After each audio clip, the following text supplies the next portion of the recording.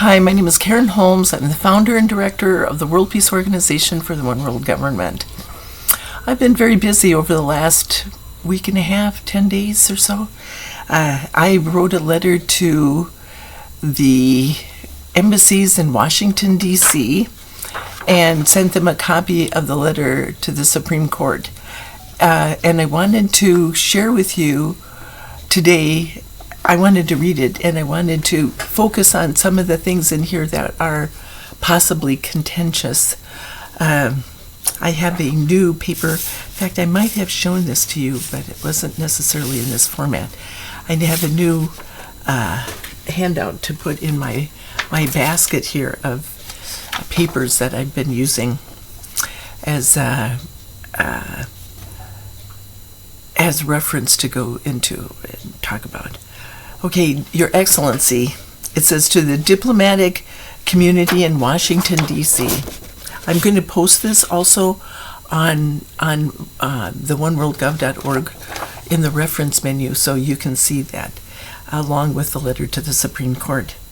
Your Excellency, when no weapons of mass destruction were found in Iraq after the preemptive strike on Iraq in 2003, it became apparent that Saddam Hussein was attempting to comply with UN sanctions.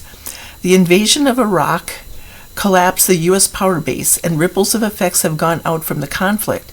Several world leaders have started to jockey for power to see who will be the next superpower. They have taken their power games to the next level. This is backing mankind into the proverbial corner with two untenable options. One is to go down into the power games of global war and genocide, and the other is to rely on the existing structure that's not solving the problems we are facing. The COVID pandemic, for example, keeps mutating with no end in sight. The solution to every dilemma is to do what's in everyone's best interest.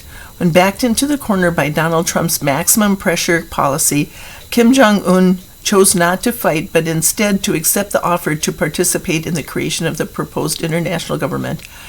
And the Olympics gave him the opportunity to be seen as equal to the other nations, the first requirement for conflict resolution. The plan for the international government was leveraged to the level of world leaders in 2001 and open to debate. It is a viable third option because it benefits everyone and leaves no one out. By leaving no one out of the debate, solutions to crises can be found. Mankind is backed into the corner, and the plan for world peace is a third option, but what is missing is the application of the principle of equality. One of our organization's exempt purposes is to purify the U.S. legal system to prevent the chaos from our nation's failed policies from spreading chaos onto the international level. In November of 2017, I sent a letter to the U.S. Supreme Court explaining how a misunderstanding has caused chaos in our legal system. Universal law will be the basis for the proposed international government's legal system, the only basis that can unify the planet, so I am sending you a copy of the letter. Yours for peace. Okay, so now the question may be that could rise some contention would be that the invasion of Iraq collapsed the U.S. power base. Did it really? Have the world leaders been jockeying for power to see who will be the next superpower? I would say that with the rise of authoritarianism, that if there's a strong, stable power base, then there's no change, no need for change. But when something weak happens, then it's time to make a change. When people are aware that the existing structure isn't working anymore, it isn't something that can be relied on, then you come up with a new plan, but then you have to figure out which plan is it that is going to take its place. How many people are in agreement with Vladimir Putin taking over the entire planet? Because if the existing power base is based on military might, and then he replaces it because he has a bigger, unstoppable weapon systems, and he's going to take over, how can you defend yourself? So the United States, I saw, is now using some sort of an energy machine device to that hopefully can stop hypersonic missiles. But that is something that is not necessarily going to work, and if it does, how is that going to solve the problem of conflict resolution? Because it creates a sense of equality that you can shoot down the big unstoppable weapons. Okay, we're seeing, you could say that we're looking at Donald Trump and his relentless, I'm going to use the word tyrannical, meaning unstoppable, power structure that he's put into place. The Republican Party and the people who function for their own interests make up, you could say, half the population, have made up half the population of the United States. Then there's the people whose lives have been affected, who might have gone to support him, and then, the Democrats basically have not stopped him at all. So when he that's why his approval rating never got up above 50%, because he wasn't able to appeal or to convince the other people that his plan was going to work. So we're now looking at a situation where mankind is backed into the corner, and with the rise of these people like Vladimir Putin and Xi Jinping and China having an economic power, being the big economic powerhouse that is starting to expand into the Silk Road idea and into Taiwan, and trying to use their power base as the United States. By doing this push, they can, let's say, we would be fighting a battle on two fronts, and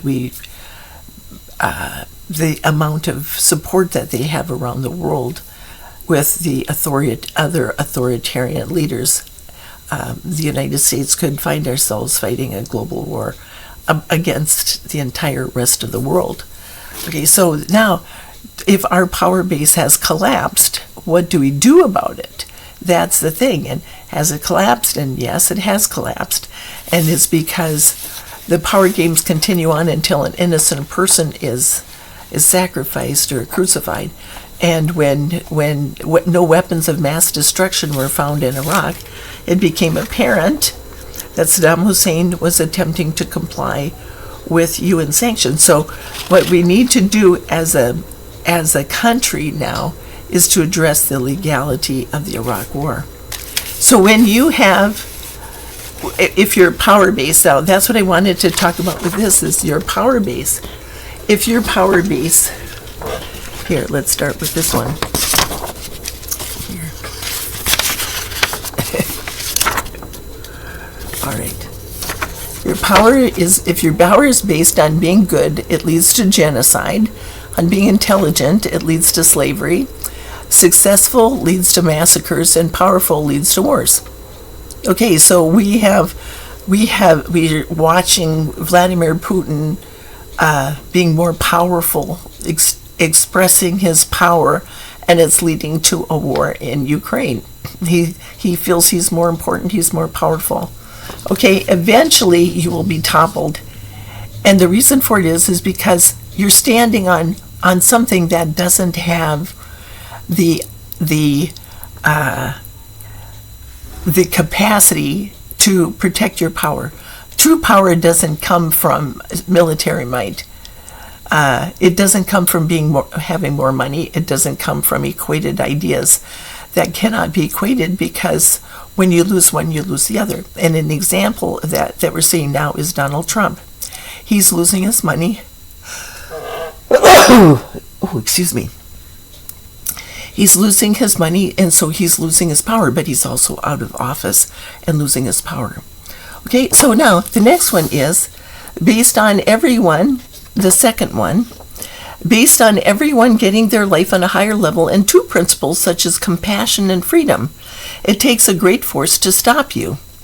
Okay, the third one is based on everyone getting their life on a higher level and 7 principles, you are unbeatable. So those 7 principles, as we know, are equality, liberty, freedom, compassion, abundance, capacity, and tolerance. Okay, so it creates a sense of balance again. It counters the power games that are being played. Okay, so now the next step, you could say, this sets it up. Hopefully it will be accepted as the alternative plan. Is it a viable plan? If the other idea is to go along with Vladimir Putin and Xi Jinping, and this is Asia's century to shine, is anyone in agreement with that besides Vladimir Putin and Xi Jinping? The people who proposed that, Dugin's daughter, was assassinated this last week, and for proposing that idea, she was blown up in her car with a car bomb, and for proposing an idea that would support the attack on Iraq and to motivate people. And also Vladimir Putin, just after this letter started to trickle into the diplomatic community, he announced that he was going to draw in 137,000 more troops, but it wasn't going to go into effect until January of 2023.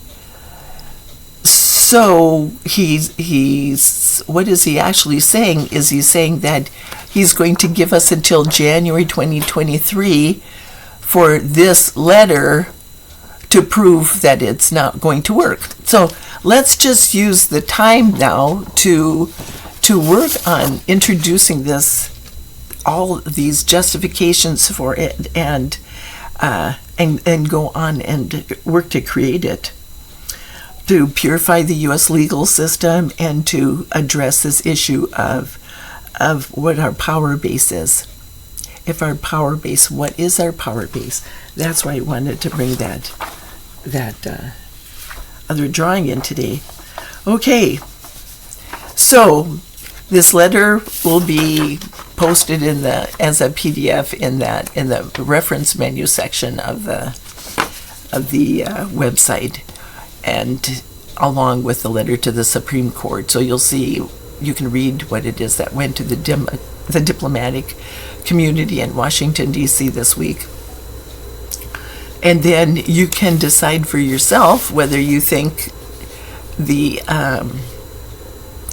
U.S. power base, are we ready to bring world peace? If this is a matter of a viable plan that is acceptable, then it's time for everybody to work together to bring it about. If the diplomats around the world are ready, then it's time for us to face the legality of the Iraq War. And now we're going to focus on the next stage, which is the newsletters. We're going to start to focus on the newsletters and the World Peace newsletter, and I'll start to put those a notice on how to get a subscription to that. Everyone in our organization, the independent members, there are 200 independent members, and we're parallel to a country in Iraq, in the world. Each of us, the circumstances that we've had in are what we're going to, we are experiencing the same thing, so we can become an advisor.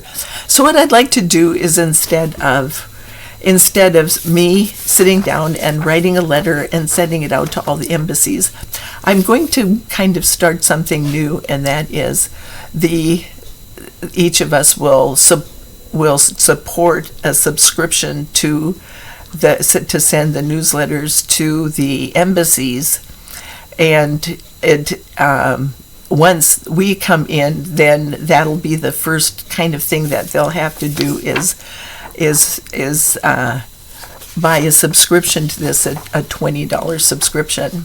So I can send my first newsletter to the Embassy of Iraq because my family, I'm parallel to Saddam Hussein, and my family is parallel to Iraq. We've experienced the same things in our life that happened in Iraq, like a hostile takeover of our lives and not saying that anybody else isn't, but now what this is coming up with a plan, a solution for addressing the legality of the Iraq War. Okay, so I'm going to be the first one to buy a subscription for it, and then once we do that, then we'll bring in the professional publishing team, and they can help with that too, because my everything that I do is kind of amateur quality. I'm not an expert at anything at all. So anyway, that's all I wanted to say for today. I ask that you like, share, and subscribe, and if you are going to support the Plan for World Peace, I'll